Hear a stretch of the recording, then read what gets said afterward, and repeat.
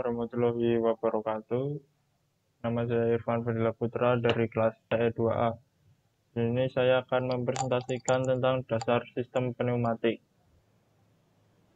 Sistem pneumatik berasal dari bahasa Yunani yaitu pneuma yang berarti udara.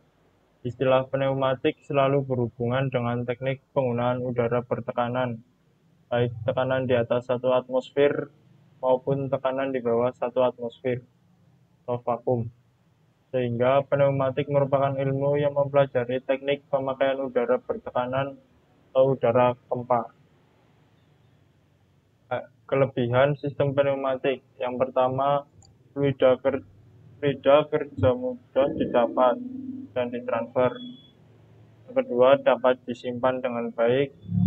Ketiga, penurunan tekanan relatif lebih kecil dibandingkan dengan sistem hidrolik. Yang keempat, viskositas fluida yang lebih kecil sehingga gesekan dapat diabaikan. Yang kelima, aman terhadap kebakaran.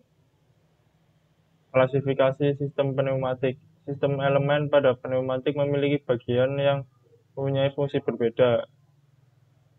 Output yaitu aktuator, pengendali sinyal adalah katup pengendali sinyal. Untuk pemroses sinyal atau prosesornya katup kontrol, AND, OR, NOR, dan lain-lain. Untuk sinyal inputnya katup tekan, ruas, roll, sensor, dan lain-lain. Untuk sumber energi udara bertekanan itu kompresor. Selanjutnya ada peralatan sistem pneumatik. Kompresor atau pembangkit udara kempa. Kompresor berfungsi untuk membangkitkan atau menghasilkan udara bertekanan dengan cara menghisap dan memampatkan udara tersebut. Kemudian disimpan di dalam tangki udara kempa untuk disuplai kepada pemakai atau sistem pneumatik. Kompresor dilengkapi dengan tabung untuk menyimpan udara bertekanan, sehingga udara dapat mencapai jumlah dan tekanan yang diperlukan.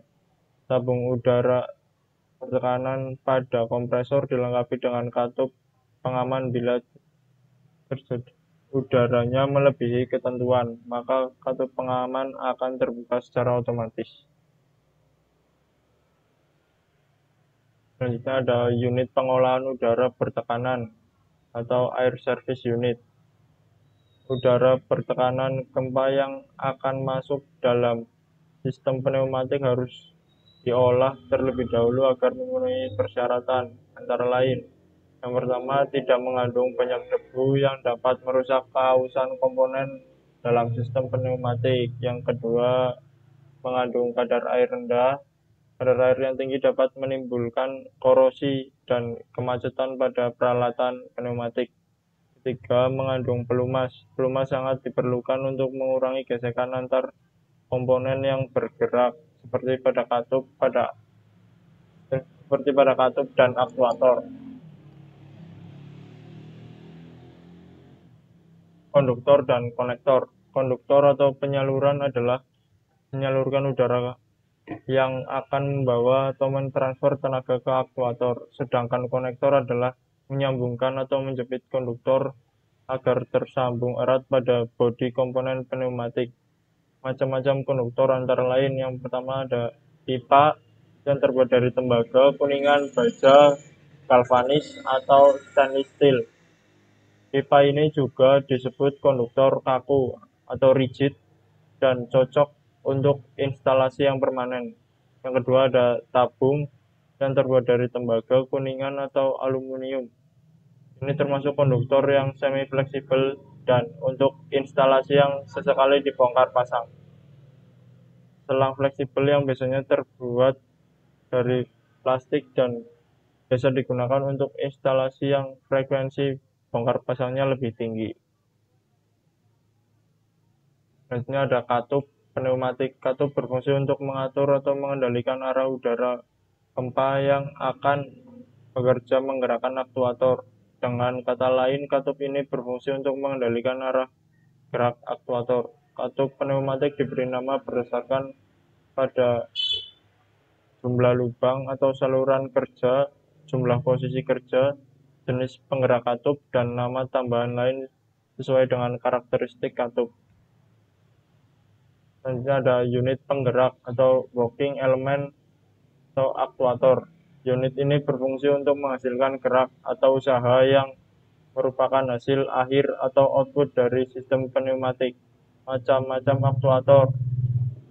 Pertama ada linear motion aktuator atau penggerak lurus, single acting silinder kerja tunggal, double acting silinder penggerak putar. Dan yang kedua ada rotary motion actuator, limited rotary actuator, air motor atau motor pneumatik, rotary actuator atau limited rotary actuator. Selanjutnya ada jenis valve, butterfly valve, merupakan valve untuk tekanan rendah dengan desain sangat sederhana yang digunakan untuk mengontrol dan mengatur aliran. Untuk terbuka penuh dan tertutup penuh hanya diperlukan seperempat putaran. Yang kedua ada gate valve. Jenis ini didesain untuk membuka dan menutup aliran dengan cara tertutup rapat dan terbuka penuh sehingga valve ini tidak cocok untuk mengatur debit aliran karena kurang akurat dalam hal mengontrol jumlah aliran. Yang ketiga ada plug valve, memiliki fungsi yang sama dengan gate valve, yaitu dengan menutup atau membuka aliran secara keseluruhan. Namun beberapa pengaplikasian valve ini digunakan untuk mengontrol aliran seperti pada pengaliran gas. Yang keempat ada glow valve, aliran dalam valve berubah arah sehingga menghasilkan friksi yang cukup besar meskipun dalam keadaan terbuka lebar. Jenis valve ini cukup penting bila digunakan untuk penutupan yang rapat terutama pada aliran gas. Yang kelima ada ball valve. Jenis ini dapat dioperasikan pada fluida bertemperatur minus 450 derajat Fahrenheit sampai 500 derajat Fahrenheit. Ball valve merupakan tipe quick opening valve yang hanya memerlukan seperempat putaran dari posisi tertutup penuh ke posisi terbuka penuh. Yang keenam ada needle valve. Pada dasarnya jenis ini digunakan pada instrumen gauge dan meter line service. Valve ini dapat digunakan untuk throttling dengan sangat akurat serta dapat juga digunakan pada tekanan tinggi dan temperatur tinggi. Yang ketujuh ada diagram valve. Valve ini memiliki kelebihan yaitu memiliki aliran yang tenang dan fluida akan mengalir tanpa hambatan. Jenis ini sangat baik untuk flow control dan penutupan aliran yang sangat rapat walaupun di dalam pipeline terkandung suspended solid. Diagram valve cocok digunakan untuk fluida yang korosif, viscous material, fibrous material, sludge, solid in suspension, gas, dan udara bertekanan. Yang kedelapan, check valve.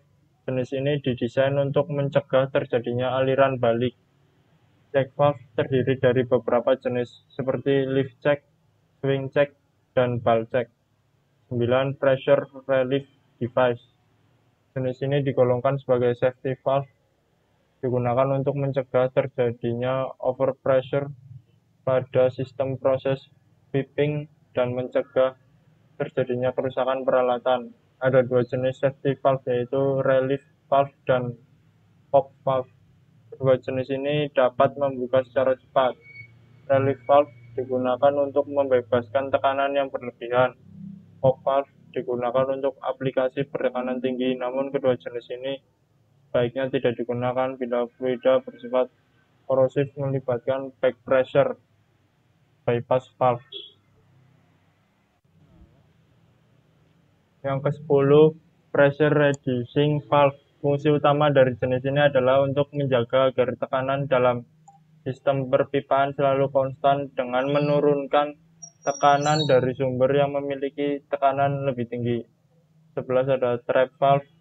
Fungsi dari trap valve adalah untuk membuang kondensat yang berasal dari perpipaan steam atau uap tanpa adanya steam yang ikut terbuang. Trap valve terdiri dari 3 jenis, yaitu yang pertama float trap, yang kedua bucket trap, dan yang ketiga inverted bucket trap. Sekian dari saya, kurang lebihnya mohon maaf. Wassalamualaikum warahmatullahi wabarakatuh.